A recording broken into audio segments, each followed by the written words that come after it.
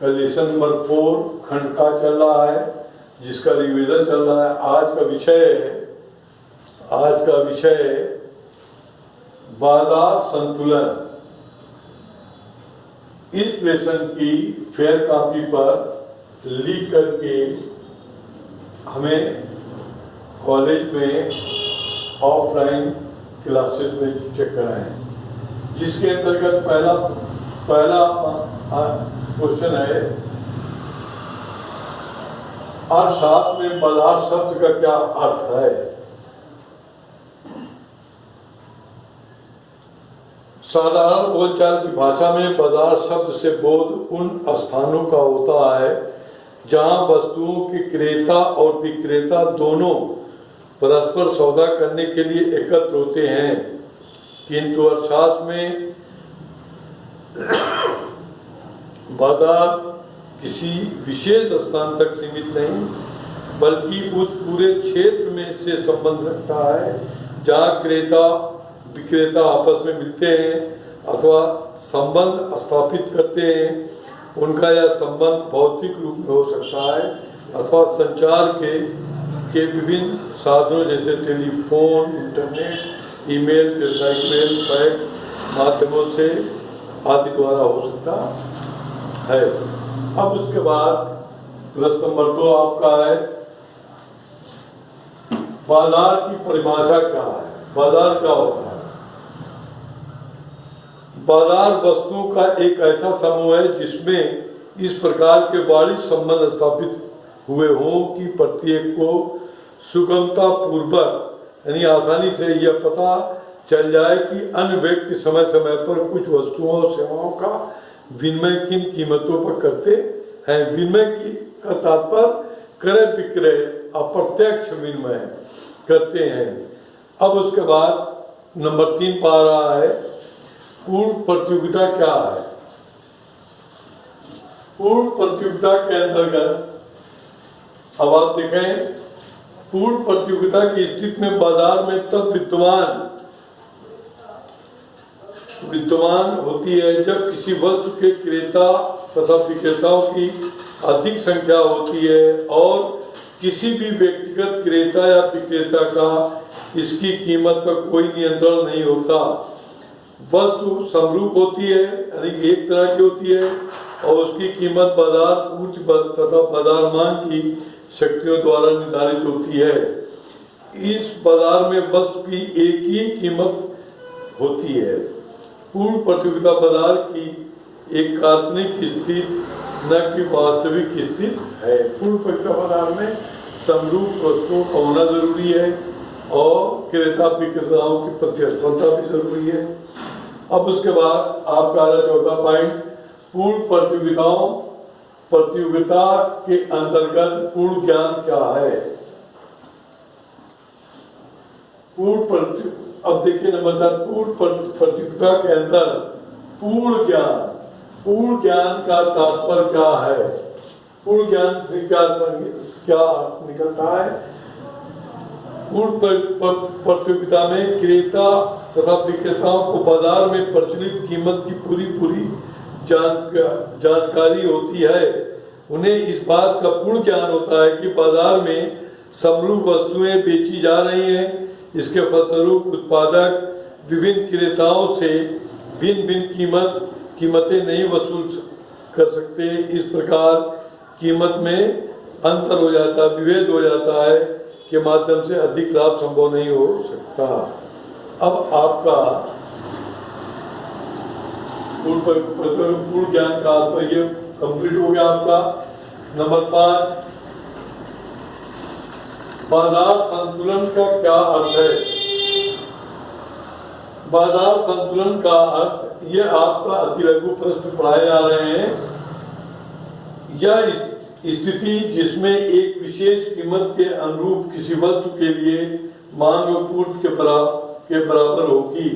मांग पूर्ति के अनुसार वह बाजार संतुलन यानी जितनी वस्तु की मांग हो उतनी ही पूर्ति हो और कीमत भी एक निश्चित होती है। अब अगला पॉइंट आपका है, अगला पॉइंट है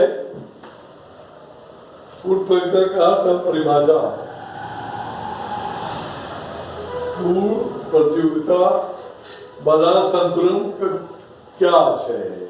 नंबर 5,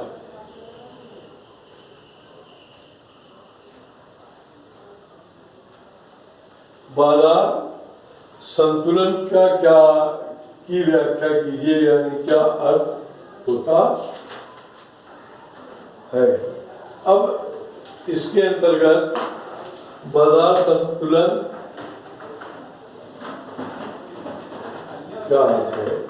तो बाजार संतुलन ये मैं बता चुका हूँ, वह स्थिति जिसमें विशेष कीमत के अंकों किसी वस्तु के लिए मांग और पूर्ति के बराबर होगी, बाजार संतुलन कहलाती है। बाजार के तथ्यों का वर्णन कीजिए। अब तो पॉइंट नंबर 6 आप पे जा रहा है, बाजार के तत्व, यानी कि बाजार के तत्व विशेषताएं क्या होती हैं। बाजार की विशेषताएं अथवा तत्व, बाजार की प्रमुख विशेषताएं अथवा तत्व इस प्रकार हैं। नंबर 1, वस्तु का मूल। बाजार की एक महत्वपूर्ण विशेषता यह है कि बाजार में वस्तु की एक निश्चित मूल्य होता है जिस पर क्रेता उस वस्तु को क्रय कर सकता है। नंबर 2, अब बाजार के तत्वों के अंदर चल रहे। नंबर 2, स्वतंत्र प्रतियोगिता।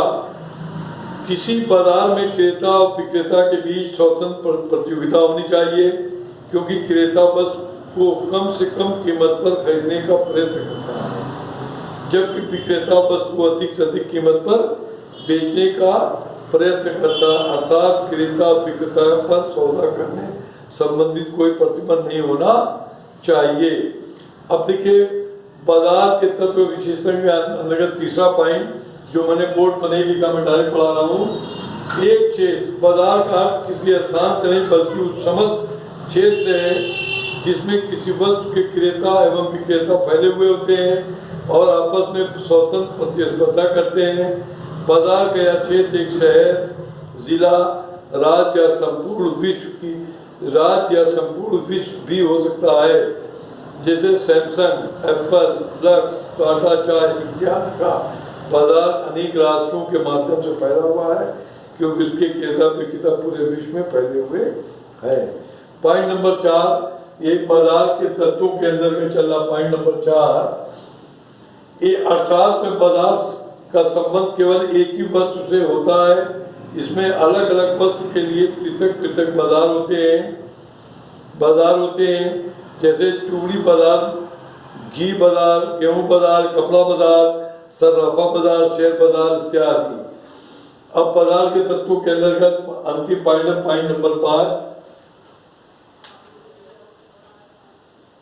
पॉइंट नंबर 5, अब इसके अंतर्गत देखें, प्रत्येक बाजार में विनिमय के दोनों पक्षों क्रेता व विक्रेता का होना आवश्यक है। इन दोनों में से किसी एक भी पक्ष के न होने पर वस्तु का क्रय विक्रय नहीं हो सकता।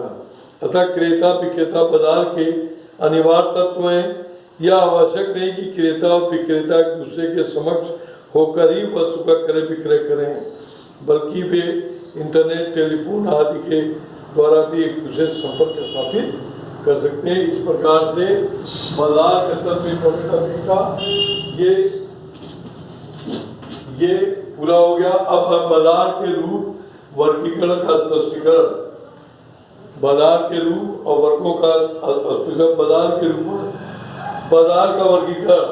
क्षेत्र के आधार पर बाजार, क्षेत्र के आधार पर बाजारों को 4 भागों में बांटा, जो इस प्रकार: स्थानीय बाजार, प्रादेशिक यानी राज्य स्तर पर बाजार, और राष्ट्रीय बाजार देश स्तर पर, और नंबर 5 अंतर्राष्ट्रीय बाजार। समय के आधार पर बाजारों को 4 भागों में बांटा गया है। नंबर 1, अब देखिए समय के आधार पर 4 भागों में बांटा गया। नंबर 1, दैनिक बाजार या अल्पकालीन बाजार। नंबर 2, अल्पकालीन बाजार। नंबर 3, दीर्घकालीन बाजार। और नंबर 4, अति दीर्घकालीन बाजार। अब इसके अंतर्गत पॉइंट नंबर 3 देखें, विक्रय के आधार पर। इस आधार पर बाजार को 6 भागों में बांटा गया है। मिश्रित बाजार, विशिष्ट बाजार, निरीक्षण बाजार, नमूने द्वारा बिक्री का बाजार, ग्रेड द्वारा बिक्री का बाजार, ट्रेडमार्क द्वारा बिक्री का बाजार। यानी जो बिक्री करते हैं किस आधार पर करते हैं? मिश्रित बाजार, जहाँ पर माल होता है, हर तरह का सामान मिलता है। विशिष्ट बाजार, किसी एक वस्तु का बेचा। विशिष्ट बाजार, निरीक्षण बाजार, बहुत सारे बाजार ऐसे होते हैं कि ढूंढा जाता है, उसमें जो वस्तु उनके काम के लिए लेते हैं। नंबर 4, नमूने द्वारा बिक्री बाजार, नमूना देख करके, जैसे मंडी में दाल खाद्य सामग्री बिकती है तो वो नमूना दिखा करके माल देते हैं। और नंबर 5, ग्रेड द्वारा बिक्री बाजार, जो उसका मापदंड निर्धारित होता है, ग्रेड। उसी तरह नंबर 6, ट्रेडमार्क द्वारा बिक्री बाजार। नंबर 4, वैधानिकता के आधार पर बाजार। नंबर 5, प्रतियोगिता के आधार पर बाजार। नंबर 6, बिक्री की मात्रा के आधार पर बाजार। इस आधार पर बाजार को 2 भागों में बांटा गया है, थोक बाजार और फुटकर बाजार।